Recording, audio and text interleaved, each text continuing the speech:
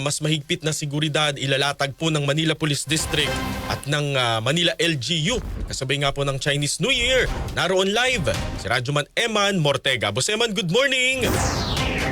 Magandang umaga, Kuya Sander. Mas mahigpit nga seguridad yung ilalatag ng Manila Police District o MPD at ng lokal na pamahalaan ng Maynila sa pagdiriwang yan ng Chinese New Year. Dito yan sa may Binondo. Ito ay para maiwasan ng anumang hindi inaasang insidente at anumang uri ng krimen tulad nga ng pagdurukot.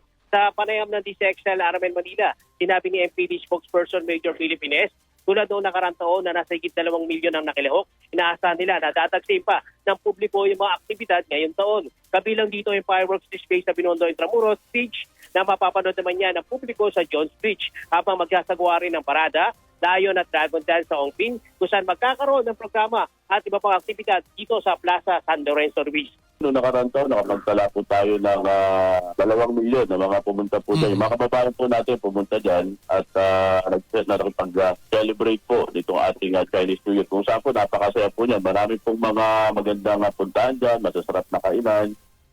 Nasa higit 7,000 personnel naman yung ipapakalat ng National Capital Region Police Office o NCRPO sa Binondo, Ongping Street, Jones Bridge, Lucky Chinatown dito sa Maynila at Chinatown sa Quezon City. Ito ay para masiguro yung kaayusan at kapayapaan. Bukod dito, may mga nakasibilyan rin na pulis yung itatalaga para sa monitoring sa pagdiriwang ng Chinese New Year kung saan makakatuwang nila yung mga tauhan ng barangay at mismong Chinese community. Panawarin natin sa ating mga kababayan kung sakali po meron po kayo mapapansin na makahinahinalang individual base po sa kanilang presensya at mga kilot, ipagbigay alam niyo po agad dito sa inyong otoridad. Kung maaari po, tumawag po kayo sa numerong 911.